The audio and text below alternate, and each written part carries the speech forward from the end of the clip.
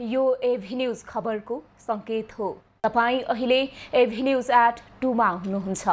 म ममता थापा। प्रारम्भमा मूल खबर। मौद्रिक नीतिले अर्थतन्त्र चलायमान हुने अर्थमन्त्री महतको विश्वास। पुरस्कारको व्यवस्थाले विमानस्थलमा सुन बरामद भएको दाबी।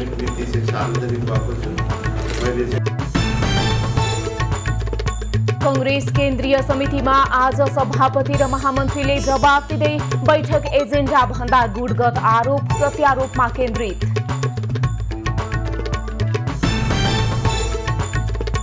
बैतडीको पुचौडी भैरो टोलमा पहिरोमा घर पुरिँदा आमा छोराको मृत्यु। पाहुना आएका सहित 3 जना घाइते।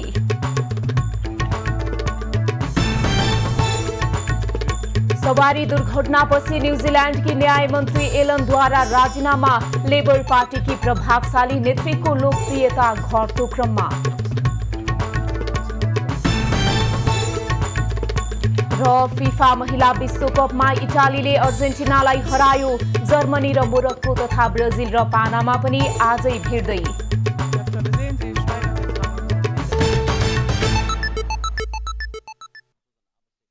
अब खबरको सिलसिला प्रारम्भ गरौं अर्थमन्त्रीको भनाई सम्बन्धी प्रसंगबाट।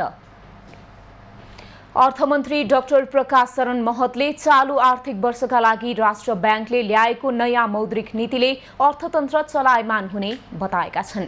सोमबार बुटोलमा नेपाल प्रेस युनियन रूपन्देहीले गरेको पत्रकार सम्मेलनमा उनले नयाँ मौद्रिक नीतिले लगानीको वातावरण सहज बनाउने बताएका हुन्। मन्त्री महतले मौद्रिक नीतिमा ब्याज दरलाई खुकुलो पारेको दाबी गरे। उनले अब निजी क्षेत्रमा लगानी सहज हुने, ब्याज दर घट्दै जाने बताए। उनले वित्त नीति र मौद्रिक नीतिको एउटै लक्ष्य आर्थिक वृद्धि सुनिश्चित गर्ने, मूल्यलाई एउटा तहमा राख्ने भएको पनि बताए। हिजो मात्रै मौद्रिक नीति चाहिँ सार्वजनिक भएको छ। मैले चाहिँ पटक पटक अब मौद्रिक नीति घोषणा गर्दाखेरि यो ब्याज दरमा खुकुलोपन ल्याउनुपर्छ भनेर भन्दै आएको थिएँ। केही खुकुलोपनको प्रस्ताव हिजो आएको छ र अरू पनि केही पहलहरू भएका छन्। त्यसले मलाई लाग्दछ यो निजी क्षेत्रमा जाने लगानी पनि अब सहज हुन्छ, ब्याज दर चाहिँ कम भएर जान्छ। अर्थमन्त्री महतले 100 किलो सुन समातिनुमा आर्थिक वर्ष 2080-81 मा सूचना दिनेलाई पुरस्कारको व्यवस्था गरिएका कारण पक्राउ परेको दाबी गरे। मन्त्री महतले सुन प्रकरणमा अहिले अनुसन्धान भइरहेको र गैर कानुनी काम गर्ने जो कोहीलाई पनि कारबाही हुने बताए। यो सुन प्रकरण छ त्यसलाई त्यसको जरैसम्म पुगेर अनुसन्धान प्रक्रियाहरू पनि अगाडि बढेका छ। कतिपय अवस्थामा यस्ताहरू चाहिँ घटनाहरू चाहिँ घट्छन्, तर त्यसमा राज्य यो सुशासन सुनिश्चित गर्न यस्ता किसिमका चाहिँ दुरुपयोग, अनियमितता र गैर कानुनी क्रियाकलापलाई अन्त्य गर्न पुरै कटिबद्ध छ र त्यही रूपमा हामी चाहिँ काम गरिरहेका छौँ। मन्त्री महतले पार्टीको केन्द्रीय समितिको बैठक लाइभ गरेसँगै भ्रम छर्न सक्ने गुन्जाइस नरहेको जिकिर गरे। भौतिक पूर्वाधार तथा यातायात मन्त्री प्रकाश ज्वालाले आयोजनाहरू ठेक्कामा दिने र ठेक्का लगाएर निर्माणको काम ढिला हुने अवस्थामा सरकारले अब छुट नदिने बताएका छन्। मन्त्री ज्वालाले सरकारले असारे प्रवृत्ति रोक्ने र निर्माण र भुक्तानीको कामलाई कार्यतालिका बनाएर अघि बढ्ने योजना रहेको बताए। मन्त्री ज्वालाले वर्तमान सार्वजनिक खरिद ऐन विकास मैत्री नभएकाले छिटो भन्दा छिटो सार्वजनिक खरिद ऐन संशोधन गर्ने गरी सरकारले तयारी गरिरहेको पनि बताए। राष्ट्रिय सभामा पनि छलफल भइरहेको छ। हामी चाहिँ सार्वजनिक खरिद ऐन लगायतका मैले त अब हाम्रो मन्त्रालयबाट अगाडि बढाउनु पर्ने सडक ऐन, यातायात व्यवस्था, सवारी सम्बन्धी ऐनहरू हामीले संशोधनको प्रक्रिया अगाडि बढाइसकेका छौँ। छिटै हामी त्यो कामलाई चाहिँ खास गरी साउन भदौमा अरू धेरै काम नहुने भएकोले कानुन निर्माणमै हामी केन्द्रित पनि हुन्छौँ र सार्वजनिक खरिद ऐनलाई पनि छिटोभन्दा छिटो संशोधन गर्ने किसिमले सरकारले चाहिँ तयारी गरिरहेको छ। मन्त्री ज्वालाले रेल सेवा आर्थिक सामाजिक विकासको निम्ति र मुलुकको अर्थतन्त्रलाई माथि उठाउन कोसे ढुङ्गा हुने बताए। उनले यस क्षेत्रलाई सरकारले प्राथमिकतामा राखेर काम गरिरहेको बताए। यातायात कार्यालयहरूमा सेवाग्राही र बिचौलियाहरूबीच भेट नहुने पूर्ण रूपमा अनलाइन प्रणालीमा लागिने बताए। मन्त्री ज्वालाको भनाइ छ। बैतडीमा पहिरोले घर पुरिँदा आमा छोराको मृत्यु भएको छ। पुर्चौडी नगरपालिका वडा नम्बर 2 को भैरू टोलमा पहिरोमा घर पुरिँदा आमा छोराको मृत्यु भएको हो। गैराती घरमाथिबाट खसेको पहिरोले घर पुरिँदा अन्दाजी 25 वर्षीय अन्जु जागरी र उनका छोरा 5 वर्षीय रिजन जागरीको मृत्यु भएको प्रहरीले जनाएको छ। मृतक अन्जुका श्रीमान रोजगारीका सिलसिलामा भारतमा छन्। मृतक अन्जुका सासुआमा 45 वर्षीय रायमती र देवर 17 वर्षीय गोबर जागरी घाइते भएका छन्। सोही घरमा पाहुना बस्न आएकी छिमेकी 60 वर्षीय जसमा बोहरा पनि घाइते छिन्। घाइते 3 जनाको स्थानीय र प्रहरीको सहयोगमा उद्धार गरी उपचारका लागि गोकुलेश्वर अस्पताल पठाइएको छ। स्थानीयका अनुसार घरमा पूर्ण क्षति पुगेको छ। करिब 1 दर्जन चौपाया समेत मरेका छन्। इटाली भ्रमणमा रहेका प्रधानमन्त्री पुष्पकमल दाहालले संयुक्त राष्ट्र संघका महासचिव एन्टोनियो गुटेरेस र बंगलादेशकी प्रधानमन्त्री शेख हसिनासँग द्विपक्षीय वार्ता गर्ने भएका छन्। दुवै भेटवार्ता इटालीको राजधानी रोममा आज हुने भियना स्थित नेपाली दूतावासले जनाएको छ। प्रधानमन्त्री दाहालले राष्ट्रसङ्घको कार्यक्रमको साइडलाइनमा आज बंगलादेशकी प्रधानमन्त्री र राष्ट्रसङ्घका महासचिवसँग छुट्टा छुट्टै भेटवार्ता गर्न लागेका हुन्। उनले आज पहिला बंगलादेशकी प्रधानमन्त्री शेख हसिनासँग द्विपक्षीय भेटवार्ता गर्नेछन्। त्यसपछि संयुक्त राष्ट्रसङ्घका महासचिव एन्टोनियो गुटेरेससँग भेट हुनेछ।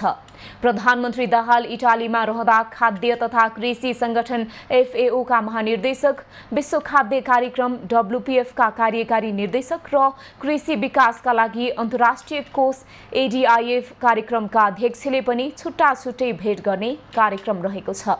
प्रधानमन्त्री दाहाल संयुक्त राष्ट्रसङ्घ, इटाली सरकार र संयुक्त राष्ट्रसङ्घको रोममा रहेको खाद्य तथा कृषि संगठनले आयोजना गर्ने खाद्य प्रणाली सम्बन्धी कार्यक्रममा सहभागी हुन शनिबार त्यसतर्फ गएका थिए। सभामुख देवराज घिमिरेले नेपाल भ्रमणमा रहेका चीनको CCP केन्द्रीय कमिटिका राजनैतिक ब्युरो सदस्य तथा चोङकिङ नगर कमिटिका सचिव युआन च्याचुङसँग भेट गरेका छन्। आज भएको भेटमा द्विपक्षीय सम्बन्ध, आर्थिक, व्यापारिक, राजनीतिक, सामाजिक, धार्मिक आदान प्रदान लगायतका विषयमा छलफल भएको सभामुखको सचिवालयले जनाएको छ। भेटमा सभामुख घिमिरेले चीनले नेपाललाई उच्च महत्त्व दिँदै उपल्लो स्तरको भ्रमण गर्दै आएकोमा आभार व्यक्त गरेका छन्। उनले नेपाल आउने पर्यटकको मुख्य हिस्सा चीनको रहेको बताउँदै जसले नेपालको पर्यटन उद्योगमा टेवा पुर्याएको उल्लेख गरे। चीनको राष्ट्रिय जनकङ्ग्रेसका स्थायी समितिका अध्यक्ष ली चान्सुको गत वर्ष भएको भ्रमण र नेपालको राष्ट्रिय सभाका अध्यक्ष गणेश प्रसाद तिमिल्सिनाको 1 महिना अघि भएको भ्रमणले संसदीय आदान प्रदान विस्तारित हुँदै गएको सभामुखको भनाइ छ। नेपाली कांग्रेसको केन्द्रीय समिति बैठकमा आज सभापति र महामन्त्रीहरूले बैठकमा उठेका विषयहरूमाथि जवाफ दिने भएका छन्।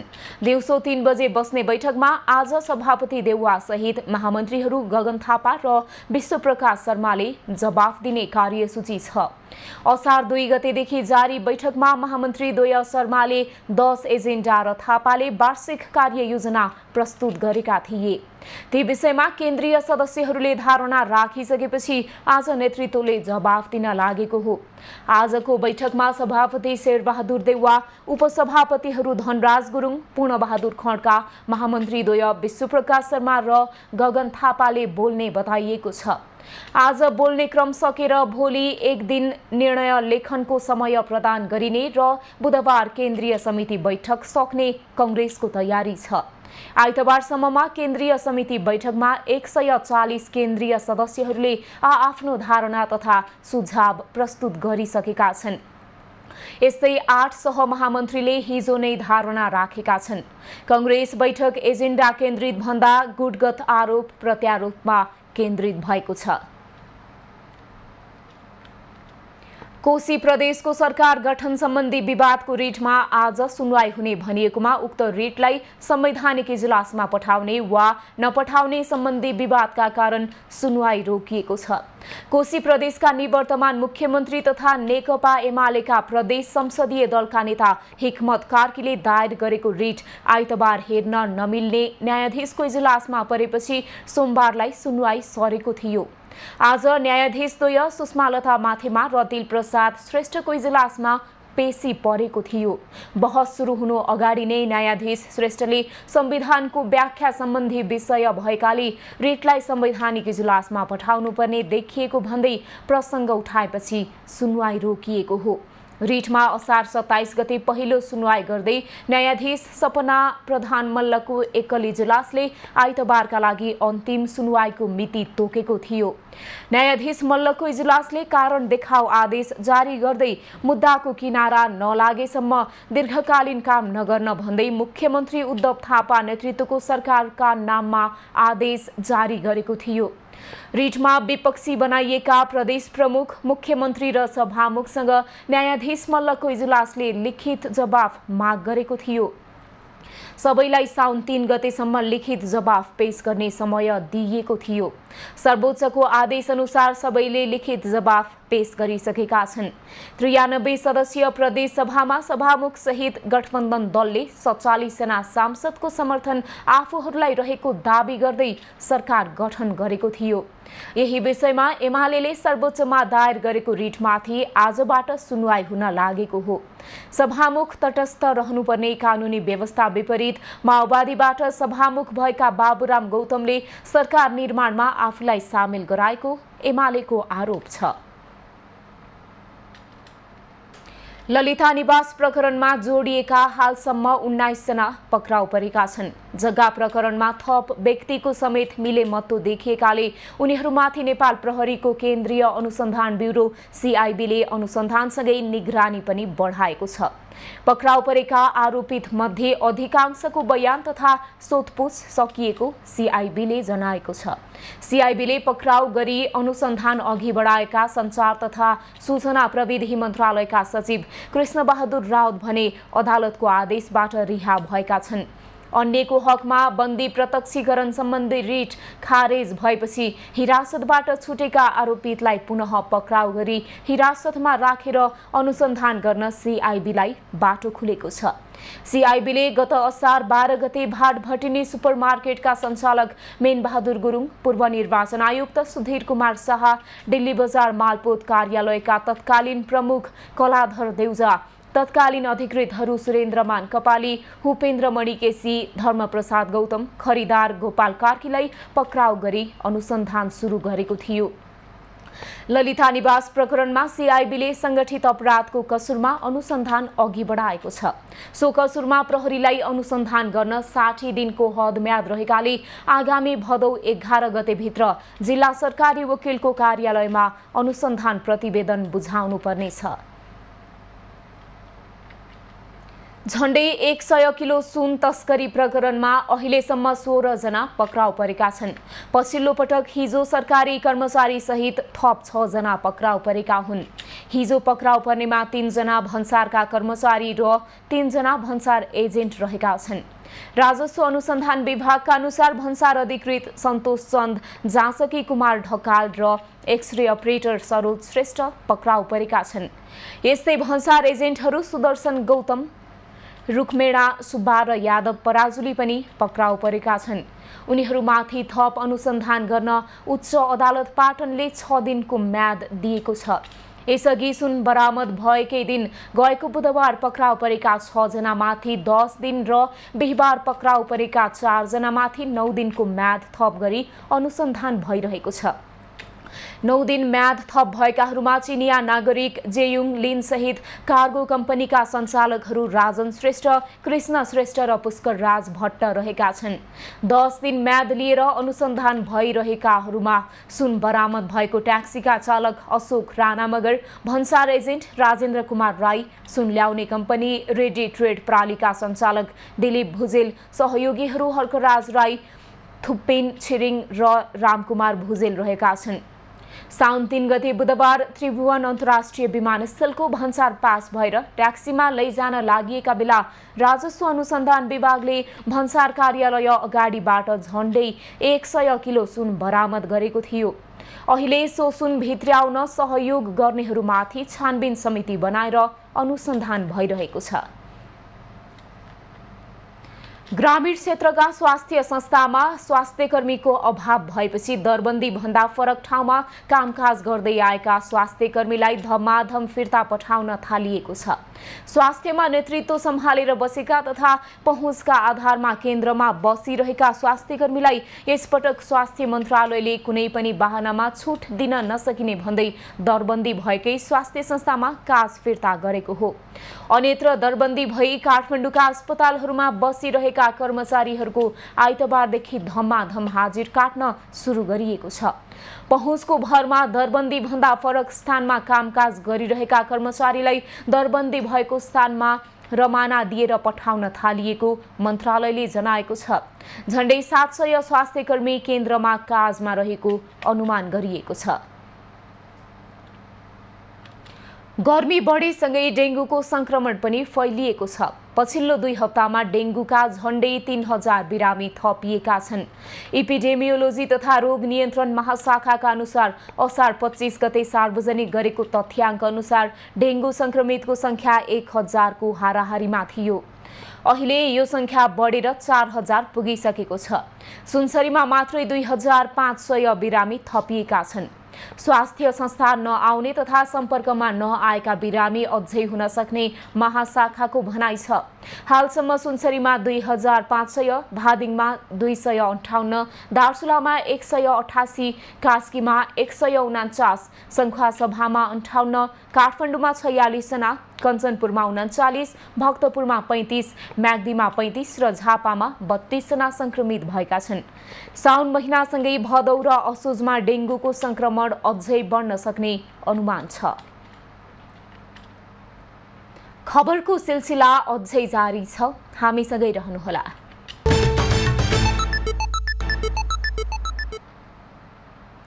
अब बाँकी प्रसङ्ग। नेकपा एमालेका अध्यक्ष केपी ओली आज स्वदेश फर्किँदैछन्। कम्बोडियाको 6 दिने भ्रमण सकेर ओली आज राति फर्किने उनको सचिवालयले जनाएको छ। अध्यक्ष ओली साउन 2 गते कम्बोडिया प्रस्थान गरेका थिए।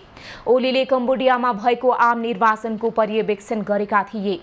ओली नेतृत्वको टोलीले टोलकोर्क प्राथमिक विद्यालय मतदान केन्द्रको निरीक्षण गरेको थियो। निर्वाचन पर्यवेक्षणकै लागि कम्बोडिया पुगेका श्रीलङ्काका पूर्व राष्ट्रपति मैत्रीपाला सिरिसेना र नाइजेरियाका पूर्व राष्ट्रपति जोनाथन गुडलकसँग ओलीले भेटवार्ता गरेका थिए। कम्बोडिया बसाइका क्रममा ओलीले प्रधानमन्त्री हुन सेनसँग पनि भेट गरेका थिए।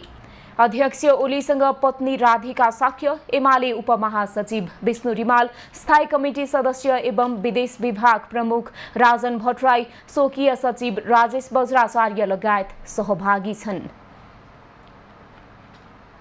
सुदूरपश्चिम प्रदेशमा आज सरकार विस्तारको तयारी भइरहेको छ। विगत 7 महिनादेखि मन्त्रीविहीन रहेको भूमि व्यवस्था, कृषि तथा सहकारी मन्त्रालयमा आज मन्त्री नियुक्त गर्ने तयारी मुख्यमन्त्री कमल बहादुर शाहले गरेका छन्। नागरिक उन्मुक्तिका रामेश्वर चौधरीलाई मन्त्री र कैलाश चौधरीलाई राज्य मन्त्री बनाउने तयारी प्रदेश सरकारले गरेको छ।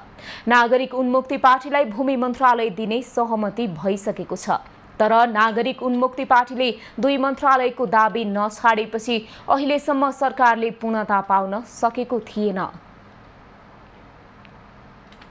साउनको दोस्रो सोमबार आज बिहानैदेखि पशुपति लगायत देशभरका शिवालयहरूमा भक्तजनको भिड लागेको छ। पशुपति क्षेत्रमा हजारौं भक्तजन पूजा आराधना एवं दर्शनका लागि लाममा बसेका छन्। साउनै सोमबारका अवसरमा आज बिहान भूमि व्यवस्था सहकारी तथा गरिबी निवारण मन्त्री रञ्जिता श्रेष्ठ, प्रधान न्यायाधीश हरिकृष्ण कार्कीले पशुपतिनाथ मन्दिरमा दर्शन गरेका छन्। बेलुकीको आरतीमा मुख्य सचिव डाक्टर बैकुण्ठ अर्याल सहभागी हुने कार्यक्रम छ। पशुपतिनाथमा सुन्दरी जलबाट शुद्ध जल ल्याएर अर्पण गर्ने बोलबम यात्रीको पनि आज भिड लागेको छ। बोलबम यात्री शुद्ध जल लिने आइतबार बेलुकी नै सुन्दरी जल गएर बसेका थिए। साउन महिना र सोमबार भगवान शिवको महिना एवं बार भएकाले शिवालयमा पूजा आराधना गर्ने वैदिक कालदेखिको परम्परा छ। यस वर्ष साउन 2 गतेदेखि अधिक मास सुरु भएकाले साउन महिनाको सोमबार व्रत बस्नु हुने वा नहुने भन्नेमा धर्मशास्त्रीहरूबीच मतान्तर छ, जसका कारण गत हप्ता अर्थात् साउन 1 गते सोमबार भन्दा भक्तजनको संख्या केही घटेको छ। पशुपति क्षेत्रमा समग्रमा दर्शनार्थीको संख्या नघटे पनि सोमबारको व्रत बस्ने महिलाको संख्या भने कम देखिएको छ। यस वर्ष साउन महिनामा 5 वटा सोमबार परेका छन्। साउनको 1, 8, 15, 22 र 29 गते सोमबार परेको छ। साउन 1 गते बाहेकका सबै सोमबार भने अधिक मास भित्र परेका छन्। प्रत्येक वर्ष साउन महिना र सोमबार भगवान शिवजीको विशेष पूजा आराधना गर्ने महिना एवं बार भएकाले व्रत गर्न हुने भन्ने मान्यताका आधारमा अन्य शिवालयमा पनि भक्तजनको भने भिड देखिएको छ। राजधानीका गोकर्णेश्वर, नागेश्वर, डोलेश्वर, बसन्तपुर स्थित सानो पशुपतिनाथ भनेर चिनिने मक्खन महादेव लगायत महादेव मन्दिरमा पनि भक्तजनको भिड लागेको छ। नेपाल धार्मिक पर्यटनका लागि पनि प्रख्यात छ। अर्घाखाँचीको ऐतिहासिक तथा धार्मिक पर्यटकीय स्थल अर्घा भगवती मन्दिरमा एसियाकै सबैभन्दा ठूलो भगवती देवीको मूर्ति प्रतिस्थापन गरिएको छ। यसले गर्दा धार्मिक तथा पर्यटकीय गन्तव्यको रूपमा विकास हुन थालेको छ।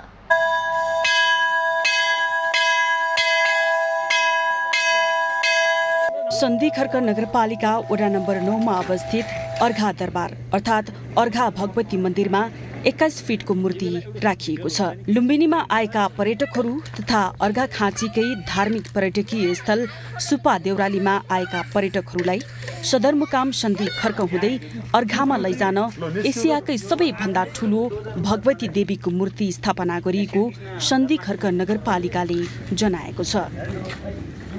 हामीले विश्व सम्पदाको सूचीमा अर्घाखाँचीभित्र अर्घा भगवती मातालाई हामीले विश्वमा चिनारिदिने उद्देश्यले सन्धिखर्क नगरपालिका, संघीय सरकार, प्रदेश सरकारको संयुक्त लगानीबाट यी कार्यक्रम सुरु गरेका छौँ। सन्धिखर्क नगरपालिकाका पूर्व नगर प्रमुख कमल प्रसाद भुसालले मूर्ति स्थापना गर्न पहल गरेका थिए। जिल्लाको सदरमुकाम रहेको सन्धिखर्क नगरपालिकामा आर्थिक कारोबार तथा व्यावसायिक कारोबारमा मन्दी आउन थालेपछि नगरपालिकाले धार्मिक पर्यटकहरूलाई भित्र्याउनका लागि एसियाकै सबैभन्दा ठूलो मूर्ति स्थापना गरेपछि केही आशा पलाएको व्यवसायीहरूको भनाइ छ।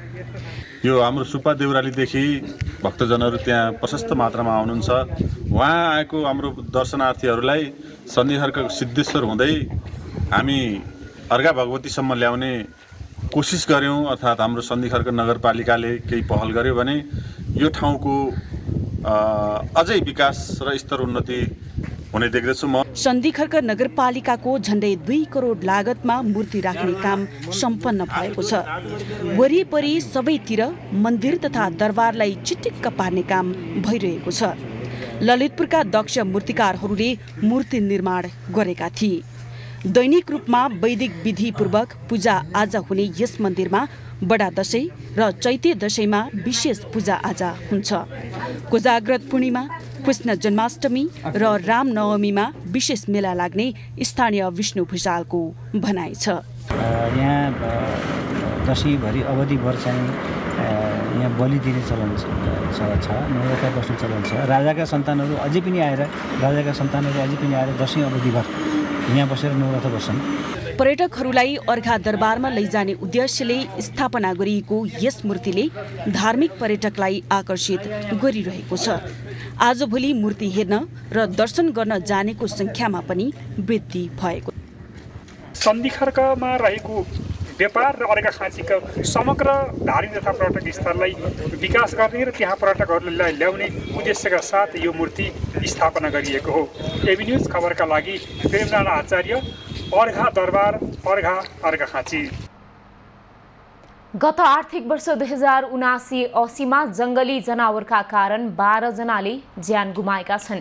ती मध्ये बाघ र गैंडाको आक्रमणबाट 5 जना रहेका छन् भने 2 जनाले हात्तीको आक्रमणबाट ज्यान गुमाएका छन्। उनीहरूलाई जनही 10 लाखका दरले राहत प्रदान गरिएको चितवन राष्ट्रिय निकुञ्जले जनाएको छ। जंगली जनावरको आक्रमणका कारण गम्भीर घाइते भएका 31 र सामान्य घाइते भएका 27 छन्। गम्भीर घाइते भएका 31 जनाको परिवारलाई उपचार खर्च स्वरूप 32,80,017 प्रदान गरिएको छ भने सामान्य घाइते भएका 27 जनाको परिवारलाई 4,27,128 रुपैयाँ उपचार बापत प्रदान गरिएको निकुञ्जले जनाएको छ। हात्तीको आक्रमणबाट 17, गैंडाको आक्रमणबाट 21, बाघको आक्रमणबाट 7, भालुको आक्रमणबाट 7, जंगली बँदेलको आक्रमणबाट 6 जना घाइते भएको तथ्याङ्क छ। यस्तै जंगली जनावरका कारण 234 पशुधन क्षति भएकोमा राहत स्वरूप 31,38,400 प्रदान गरिएको छ। हुलाकी राजमार्ग निर्माणमा ढिला सुस्ती भएको भन्दै आज सप्तरीमा प्रदर्शन भएको छ। सप्तरीका बासिन्दाले आज बिराज स्थित रूपनी सडकमा प्रदर्शन गरेका हुन्। स्थानीय युवा र व्यापारीहरूले सडकमा टायर बालेर प्रदर्शन गर्नुका साथै सडक निर्माण छिटो अघि बढाउन ध्यानाकर्षण गराएका हुन्। चारपल्ट ठेकेदारले भेटिसकेका छु, आज हुन्छ, भोलि हुन्छ, पर्सि हुन्छ, कहिले भन्छ पैसा छैन, कहिले भन्छ श्रमिक छैन, कहिले भन्छ 2 महिनापछि गर्छु। त्यो पछि मैले 3 पल्ट 4 पल्ट नगरपालिकामा गएर मेयर साहबले पनि भनेको छु। त्यो पल्ट मैले 2 पल्ट शहरी विकासमा गएर पनि भनेको छु कि ठेकेदारले कानुनको दायरामा ल्याउनुहोस्। राजविराजको मुख्य सहर हो, तपाईँलाई एकदम राजविराजको हट हो। थोरै काम बाँकी छ, तर यो काम त सिधाउन उनीहरू चाहेको छैन। के छ मन छ त्यो कुरामा भन्न सक्दिनँ। राजविराज नगरपालिका र हुलाकी राजमार्ग निर्माण आयोजनाको लापरवाहीले विगत 1.5 वर्षदेखि सडक अलपत्र अवस्थामा रहेको छैन। हाम्रो पुरै गर्दाहरू भइरहेछ, एक्सिडेन्ट भइरहेछ। यहाँ थुप्रै के गर्नु, राति आएर काम गरिदिन्छ, के कामै गर्दैन, यहाँ गर्दा दिइदिन्छ, के पहलै गर्दैन, के गर्नु हामी। बाधा त्यही भएर गर्नुपर्छ नै हामीलाई। 1.5 वर्षदेखि यस्तै भइरहेछ। राजविराज नगरपालिका क्षेत्रको मुख्य सडक नबन्दा हुलाकी सडक खण्डमा दैनिक जसो दुर्घटना हुँदै आएका छन्। सिन्धुली जिल्लामा सञ्चालित राष्ट्रिय गौरवको आयोजनाहरू सुनकोशी मरिन डाइभर्सन बहुउद्देश्यीय आयोजनाको काम लक्ष्यभन्दा तीव्र गतिमा सञ्चालन भइरहेको छ। कुल 13.3 किलोमिटर सुरुङ मध्ये टिभीएम सञ्चालन भएको 9 महिनाको अवधिमा 7.5 किलोमिटर सुरुङ खन्ने काम सम्पन्न भएको छ। आयोजनाको हालसम्मको प्रगति लक्ष्य भौतिक र वित्तीय 13% रहेकोमा भौतिकतर्फ 21.4% र वित्तीयतर्फ 19.2% भएको थियो। आयोजनाको स्थल सिन्धुली जिल्लाको कमलामाई नगरपालिका वडा नम्बर 2 को कुसुमटारमा गत असोज महिनाको 28 गते सुरुङ खन्ने काम थालनी भएकोमा चुरे क्षेत्र पार गरेर हाल महाभारत क्षेत्रमा प्रवेश गरेको आयोजनाले जनाएको छ। ओभरअल प्रोजेक्टको 13% प्रगति हासिल गर्ने, हामीले भौतिक रूपमा 21.4% प्रगति हासिल गरेको छौँ भने आर्थिक प्रगति पनि 13% रहेकोमा हामीले 19.7% हामीले प्रगति हासिल गरेका छौँ। गत आर्थिक वर्ष हामीले लक्ष्य अनुरूप र अझ लक्ष्यभन्दा पनि बढी हामीले उपलब्धि हासिल गरेका छौँ। पछिल्लो समयमा महाभारत पहाडको 1320 मिटर उचाइको भूगर्भमा हाल टिभीएमले सुरुङ खन्ने काम भइरहेको जनाइएको छ। टिभीएमले सुरुङ निर्माण गर्ने क्रममा चुरे क्षेत्र पार गरी महाभारत पहाडतर्फको चट्टानीयुक्त सुरक्षित क्षेत्रमा टिभीएम सञ्चालन भइरहेको जनाइएको छ। सुनकोशी मरिन डाइभर्जन बहुउद्देश्यीय आयोजनाको कुल लागत 46 अर्ब 19 करोड मध्ये हालसम्म 8 अर्ब 86 करोड खर्च भइसकेको जनाइएको छ। ब्यारेजको निर्माण व्यवसाय परिचालन गरेर निर्माणको कार्य अगाडि बढाइएको छ। मरिन नदी नियन्त्रणको प्रक्रिया अगाडि बढाएको छौँ भने अब ट्रान्समिसन लाइनको आइई इलेक्ट्रोमेकानिकलको कार्यहरूको तयारी प्रोक्युरमेन्ट प्रोसेस यी सबै कार्यहरू समानान्तर रूपमा अगाडि लगेका छौँ। यसरी सबैतिर कामहरू एकरूपताको साथमा अगाडि बढेको अवस्था छ। सुनकोशी मरिन डाइभर्जन बहुउद्देशीय आयोजनाको सुनकोशी र तामाकोशी नदीको कानढुङ्ग्रीबाट बाँध निर्माणको कार्य वर्षायामको समयका कारणले केही ढिला भए तापनि कार्तिक महिनादेखि तीव्रता दिइने जनाइएको छ। सुनकोशी मरिन डाइभर्जन बहुउद्देशीय आयोजनाको सुरुङ निर्माणमा हालसम्म कुनै जटिल समस्या नआएको आयोजनाले बताएको छ। आयोजनाको सुरुङ निर्माणका लागि ठेक्का पाएको चिनिया कम्पनी चाइना ओभरसिज इन्जिनियरिङ दैनिक रूपमा 50 मिटरसम्म टनेल बोरिङ मेसिनले सुरुङ खनिरहेको बताइएको छ। आयोजनाका अनुसार खुटकोट स्थित सुनकोशी नदीमा 30 मिटर उचाइ र 158 मिटर लम्बाइको बाँध निर्माण गरी सुरुङ मार्फत प्रति सेकेन्ड 67 क्युसेक पानी कमलामाई नगरपालिका 2 कुसुमटार स्थित मरिन खोलामा खसालिनेछ। त्यहाँ 66 मिटर हेडफ्रेडबाट पानी झारेर 31.07 मेगावाट विद्युत उत्पादन गरिनेछ। आयोजनाको मुख्य उद्देश्य विद्युत उत्पादनसँगै मध्य प्रदेशका बारा, रौतहट, सर्लाही, महोत्तरी र धनुषामा थप सिँचाइ सुविधा पुर्याउने रहेको छ। सिन्धुलीबाट शङ्कर कार्कीको रिपोर्ट। भोजपुरको टेङ्के मयुङ गाउँपालिका 1 रिमचिमका स्थानीयले श्रमदान गरेर करिब 7 किलोमिटर सडक मर्मत गरेका छन्। वडा कार्यालयको सक्रियतामा यहाँका स्थानीयले 1 हप्ता श्रमदान गरेर सडक मर्मत गरेका हुन्। भोजपुरको टेम्केमयु गाउँपालिका 1 तिम्माले श्रमदान अभियान सञ्चालन गरेर सडक मर्मत गरेको छ। वर्षातको कारण विभिन्न ठाउँका कच्ची सडक अवरोध भएपछि वडा कार्यालयले श्रमदान अभियान सञ्चालन गरेर 7 किलोमिटर बढी सडक मर्मत गरेको हो। स्थानीयले स्वतस्फूर्त रूपमा 7 दिनसम्म श्रमदान गरेर खेती बगर, रिमचिम, तम्मा, पाङखाङ, खम्बुवा, सुम्लिखा, 3 भङ्गाले बागखोर सडक खण्ड मर्मत गरेका हुन्। बोकेर अब हामीले दामा बलौटे हैन दामा बजारसम्म बोकेर लानुपर्छ। यति बेला हुन्छ फेरि बाटो बनियो, त्यहीमाथि पनि अब बाटोको नालीहरू सकिएको पुलहरू नबगेको कारणले रोडमा बाटोमा पुलहरू बगाइदिएको कारणले गर्दाखेरि अब बाटो बिग्रेर अब अटोहरू आउन सकेकोले अब बुलेरोहरू आउन सकेको कारणले गर्दाखेरि त्यही मारमा फेरि सेती बगरसम्म हामीले यस्तो अपाङ्ग शक्तहरूलाई बोक्दै लानुपर्ने अवस्था होइन। अब तपाईँहरूले कुनै अब कर्मचारीहरू आउनको लागि पनि अब तल सेती गरी आउन नसक्ने अवस्था धेरै देखियो। त्यसले अब बाटो बिग्रेको धेरै अब हामीले क्षतिदेखि त्यसैले हामीले यो अभियान सुरु गरेको कारण स्थानीयले श्रमदान मार्फत सडकको नाली कटाउने, खाल्टा खुल्टी पुर्ने, आसपासको झाडी हटाउने लगायतका काम गरेका हुन्। ओडाले थालेको कामलाई साथ दिँदै देश विदेशमा रहेका यहाँका स्थानीयले समेत आवश्यक सहयोग गरेका छन्। साउन 1 गतिबाट सुरु भएको श्रमदान अभियानमा 155 जना बढी स्थानीयले श्रमदान गरेर सडक मर्मत गरेका हुन्। हाम्रो अहिलेसम्मको श्रम गरिरहेको चाहिँ तपाईको 1 गतेदेखि 7 गतेसम्मको चाहिँ अहिलेसम्मको डाटा जम्मा 175 जनाले गरिरहनु भएको छ र अहिलेसम्म निरन्तरता अझै गर्ने भन्ने हाम्रो छ। यसमा हाम्रो अहिले सेतीबगर 0 देखि बुङ्खासम्म हामीले आजसम्म गरेकोलाई चाहिँ तपाईँको अन्दाजी लगभग हाम्रो 8 देखि 9 किलोमिटर काम भइसकेको छ। वर्षातको कारण ओडाभित्रका विभिन्न ठाउँका सडकमा क्षति पुगेकाले सहज आवाजावतको लागि स्थानीय संघको सहकार्यमा मर्मत गरिएको ओडा कार्यालयको भनाइ छ। यो अभियान निरन्तर रूपमा अघि बढाउने ओडा कार्यालयले जनाएको छ। ओडाले थालेको अभियानमा स्थानीयले उत्साहजनक रूपमा श्रमदान गरेका छन्। अति नै यो विकटको ठाउँमा यसो बिरामीहरू लान, यसो खाद्यान्नहरू ल्याउनको लागि असहज भइरहेको अवस्थामा यहाँका जनताहरूको उत्साहित र यस रिमचिमका हाम्रा वडा सदस्यज्यूहरूको पहलले सुरुवात यहाँबाट हामी गरेका छौँ। तर अझै यसलाई निरन्तर यहाँदेखि दिँदै त्यसलाई सरसफाइको कार्यक्रमहरू हामीले चाहिँ सुम्बिखासम्म गर्ने हामीले लक्ष्य लिएछौँ र यो हाम्रो स्थानीय जनता र वडा कार्यालयको सहकार्यमा यो कामहरू भइरहेको छ। रिमचिम क्षेत्रमा स्थानीय युवाहरूको सक्रियतामा भएको श्रमदान अभियान मार्फत 5 लाख बढीको काम भएको जनाइएको छ।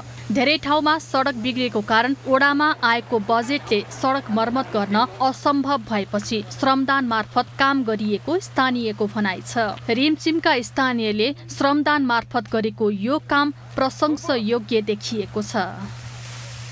भोजपुरबाट युवराज विष्टको रिपोर्ट। भन्सार जाँच पास भएर अवैध रूपमा भित्रिएको करिब 1 क्विन्टल सुनमाथि राजस्व अनुसन्धान विभागले अनुसन्धान अघि बढाएको छ। बुधबार बरामद गरेको अवैध सुनबारे विस्तृत अनुसन्धानका लागि विभागले 5 जना अधिकृतहरूलाई खटाएको छ। तर सुन तस्करीको जालो माथिसम्म रहेकाले सत्य तथ्य पत्ता लगाउन निकै चुनौती देखिन्छ। लघुवित्त संस्थाहरूले कर्जा असुलीमा ज्यादती गरेको भन्दै देशभरका लघुवित्तका पीडितहरू आन्दोलनमा केन्द्रित भएका छन्। लघुवित्तीय संस्था विरुद्धको सङ्घर्ष समिति नै गठन गरेर उनीहरू माइतीघर मण्डलामा 12 दिनदेखि आमरण अनसनदेखि दबावमूलक आन्दोलन गरिरहेका छन्। चर्को ब्याज दर, महँगो सेवा शुल्क, झन्झटिलो किस्ता भुक्तानी प्रक्रिया, कर्मचारीको दुर्व्यवहार लगायतका कारण देखाएर लघुवित्त संस्थाहरू विरुद्ध ऋणीहरू सङ्गठित भएका हुन्। 122 वटा संस्थाले मलाई अस्ति घेर मैले शुल्क 25 गते कार्यक्रममा ताला लाउँदाखेरि 122 वटा संस्थाले घेर्दाखेरि म एक्लै थिएँ किता सुर्खेतमा हुँदाखेरि उहाँहरूले आखिरी मेरै कुरा लागू भएर म सुर्खेत सिटिओ ऊबाट जीवनकाबाट म बाहिर आएँ कि भनेपछि हाम्रो गल्ती त केही रहेनछ। उहाँले लुट्नसम्म हामीलाई लुट्नुभयो। जब हाम्रो माग पुरा हुँदैन, हाम्रो समस्या हल हुँदैन, हाम्रो कुनै अनि माग पुरा नभएछ हामी यो माइती मण्डलबाट ढुङ्गा हुँदैन। के गरे यो नीति ल्याएको लघुवित्तका वित्तीय नीति के गरी ल्याएको? दिन दिन मान्छे मर्दैछ। अलिकति आँखामा लाज शरम छैन? यिनीहरू नेपाली होइनन् कि हामी नेपाली होइन? नेपालको सब भएको सम्पत्ति चाहिँ माडेलाई लुटेर दिने, यहाँबाट ओल्यानलाई दिने, विनोद चौधरीलाई दिने, यिनी नेपाली जनता सुकमवासी बनाउने हो यिनीहरू? त्यही नेपाल सरकारले गरेको हो। अहिले 10 करोडको सम्पत्ति देखाएर कल्याणलाई 10 खर्बको सम्पत्ति दिएर लोन दिइरहेछ 2%मा। यी गरिबको 2%को पैसा हो। गरिबसँग चाहिँ 22% भनेर चाहिँ तपाईँको 40%सम्म ल्याएछ। यो सरकारको न्याय हो? सरकारी नीतिकै कारण लघुवित्तबाट पीडित हुनु परेको उनीहरूको भनाइ छ। गरिब जनताको ढाड सेक्ने नीतिका कारण आफूहरू समस्यामा परेको भन्दै दिनदिनै ऋणीहरूको मानसिक स्वास्थ्यमै असर परिरहेको लघुवित्त पीडित सङ्घर्ष समितिले जनाएको छ। सरकारले हाम्रो माग गरिदिन्छ कि दिइदिन्छ कि हामी महिला दिदीबहिनी पीडित महिला दिदीबहिनीहरूलाई न्याय दिन्छ कि भनेर हामी त्यो फागुनको 30 गते पनि हामीले त्यो माइती घर मण्डल हामीले ढाकेकै हो, बसेकै हो। त्यतिखेर हाम्रो पीडित महिला दिदीबहिनीको सुनवाई गरेन। अझै पनि हामी सुनवाई नगरेको खण्डमा अझै पनि हामीले के भन्यो भने अझै पनि हामी शान्तिपूर्वक ढङ्गले हामी महिला दिदीबहिनीहरू आन्दोलन अगाडि बढाउँ। के गर्दो रहेछ सरकारले? हाम्रो माग पुरा गर्छ गर्दैन? लघुवित्त क्षेत्रमा अहिले देखिएको समस्या भनेको सुदखोर, साहु महाजन, मिटर ब्याजीदेखि सहकारीसम्मले जेलिएको समस्या भएको हुँदा सरकारले तत्काल लघुवित्त पीडितलाई न्याय दिनुपर्ने पीडितहरूको माग छ। लघुवित्त संस्थाहरूले उत्पादनमूलक र व्यावसायिक परियोजनामा लगानी गर्न नसक्दा समस्या भएको देखिएको छ। सरकारले अहिले भइरहेको आन्दोलनलाई बेवास्ता गरे आफूहरूले सिंहदरबार घेर्ने र राष्ट्र ब्याङ्क घेर्ने चेतावनी दिए। अब पालो एभिन्यूज एट बिजनेसको।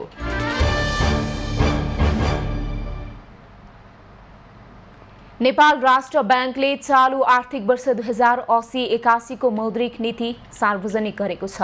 मौद्रिक नीतिमा शेयर धितो कर्जा, रियल इस्टेट कर्जा तथा हायर पर्चेज कर्जाका विद्यमान जोखिम भार सम्बन्धी व्यवस्था पुनरावलोकन गरिने घोषणा गरिएको छ।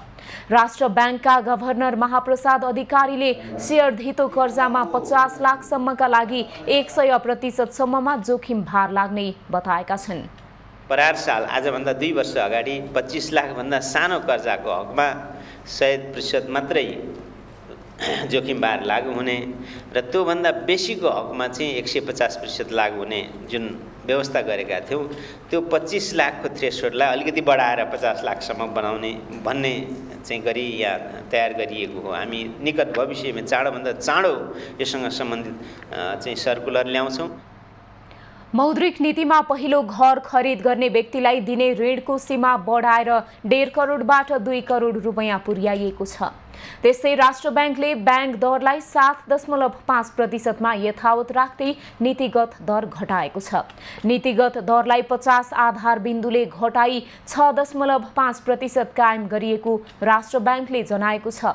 ब्याङ्क दरलाई 7.5% मा यथावत राखी निक्षेप सङ्कलन बोल कबुल दरलाई 5.5% बाट घटाएर 4.5% कायम गरिएको छ। चालू वर्षको मौद्रिक नीतिले अनिवार्य नगद मौजदात 4%, 12% रहेको वैधानिक तरलता अनुपातलाई यथावत राखेको छ। भारत बाहेक अन्य मुलुकहरूको भ्रमणमा जानेलाई 1500 बाट बढाएर 2500 अमेरिकी डलरसम्म उपलब्ध गराइने भएको छ। त्यस्तै राष्ट्र ब्याङ्कले चालू आर्थिक वर्षमा निजी क्षेत्रमा जाने कर्जा 11.5% ले बढ्ने अनुमान छ।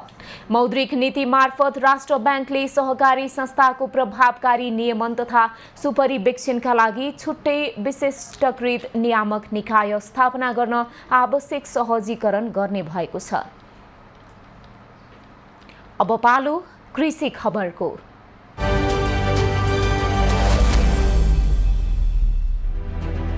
कृषि खबरको साथमा सम्पूर्ण कृषि सेवाको लागि agri Nepal soil to sale.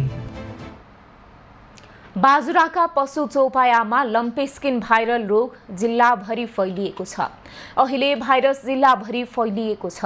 बाजुरामा lumpy skin रोगबाट हालसम्म करिब 7,000 पशु चौपाया मरेका छन् भने 30,000 बढी संक्रमित भएका छन्।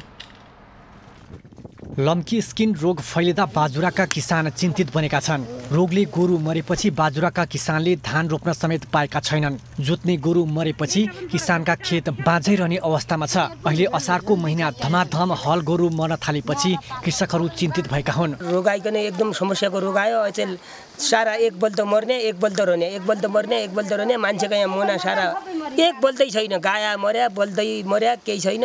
उही त जोत्ने तक आयो। हाम्रो खेती पनि सारा यहाँ बाँझै छन्। कसरी बुयाकै छैन हजुर। हामीले बहुत समस्या छ हजुर।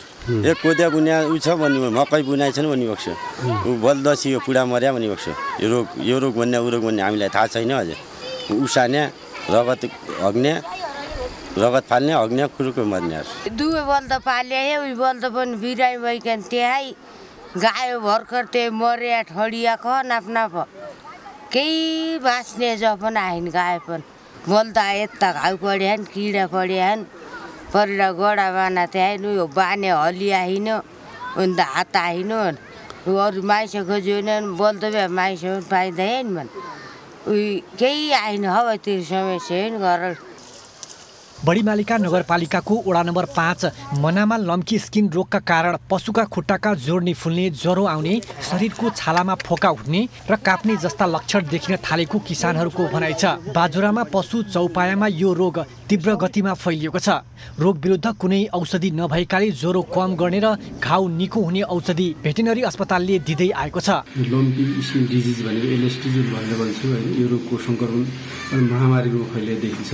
झिँगाबाट यो बढी सम्भव सर्ने भएकोले होइन झिँगा नियन्त्रण, गोठको सफाइ, सरसफाइ, फिनाइल चुनाहरूको प्रयोग यो गरेर यसलाई नियन्त्रण गर्न सकिन्छ भन्ने हिसाबले हामी प्रचार प्रसारमूलक होइन सन्देशमूलक यो काममा हामी काम गरिरहेछौँ होइन। औषधिले मात्र यो नियन्त्रण गर्न सम्भव छैन। खास गरी राष्ट्रिय स्तरमा आवाज नउठेको होइन भ्याक्सिनबाट मात्र यसको पुरा नियन्त्रण सम्भव भएकोले होइन भ्याक्सिन माग्ने काम चाहिँ हामीले गरेका छौँ। झिँगाबाट यो रोगको संक्रमण फैलिने भएकाले किसानलाई प्राथमिक उपचारका लागि सल्लाह दिने र पशु स्वास्थ्य कर्मीले पनि प्राथमिक उपचार गरिरहेको कार्यालय प्रमुख नाथले बताएका छन्। यो रोग नियन्त्रण गर्नका लागि किसानलाई भुसुना, किरा र लामखुट्टे नियन्त्रणका लागि गोठको सरसफाइ, भकारो व्यवस्थापन र चरण क्षेत्रको ख्याल गर्न आग्रह गरिएको छ। लक्ष्मीराज पाध्याय, बाजुरा। खबरको सिलसिला अझै जारी छ, हामीसँगै रहनुहोला।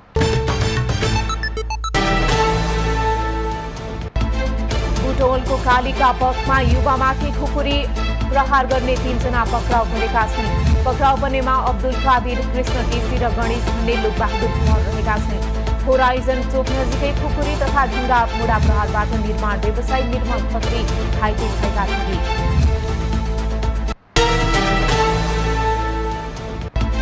बाजुराको बडीमालिका नगरपालिका 9 बाउली खोलामा ट्र्याक्टर खोलाले बगाउँदा चालक बेपत्ता भएका छन्। कोटीबाट मार्तडी आउँदै गरेको से 2K3225 नम्बरको ट्र्याक्टर खोलाले बगाउँदा चालक बुबा नारायण चौधरी बेपत्ता भएका हुन्। चौधरीको खोजी जारी रहेको छ। नेपालको 3 दिने भ्रमणमा आएका चिनिया कम्युनिस्ट पार्टीका पोलिट ब्युरो सदस्य युआन जियाजुन नेतृत्वको टोलीले आज पनि राजनीतिक भेटवार्तालाई निरन्तरता दिने भएको छ। जियाजुनले आइतबार नै राष्ट्रपति रामचन्द्र पौडेल, कार्यवाहक प्रधानमन्त्री पूर्णबहादुर खड्कासँग भेटवार्ता गरेका छन्।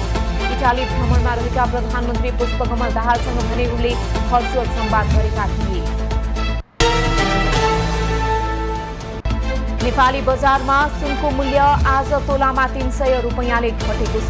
आज छापावाल सुन प्रति तोला 1,12,000 र तेजाबी सुनको मूल्य तोलाको 1,11,450 रुपैयाँ निर्धारण भएको छ। चाँदीको भाव पनि तोलामा 5 रुपैयाँले घटेर तोलाको 1,460 रुपैयाँ कायम भएको छ।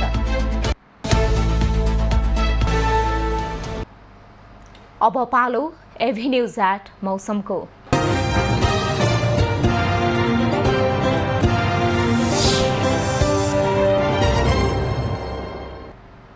हाल देशभर आंशिकदेखि सामान्य बदलिरही मध्य प्रदेशका केही स्थान तथा देशका बाँकी भूभागका थोरै स्थानहरूमा मेघ गर्जन चट्याङसहित हल्कादेखि मध्यम वर्षा भइरहेको छ। दिउँसो कोशी प्रदेशसहित अन्य प्रदेशका पहाडी भूभागका केही स्थानहरूमा मेघ गर्जन चट्याङसहित हल्कादेखि मध्यम वर्षाको सम्भावना तथा देशका बाँकी भूभागका थोरै स्थानहरूमा हल्का वर्षाको सम्भावना रहेको जल तथा मौसम विज्ञान महाशाखाले जनाएको छ। आज काठमाडौँ उपत्यकाको अधिकतम तापक्रम 30 डिग्री सेल्सियस र न्यूनतम तापक्रम 20 डिग्री सेल्सियसका बीचमा रहने अनुमान गरिएको छ। आज सूर्योदय बिहान 5:22 भयो भने सूर्यास्त साँझ 6:58 हुनेछ। आज देशभरको मौसम कस्तो रहला त हेरौं देशका विभिन्न स्थानको अनुमानित मौसमी अवस्था।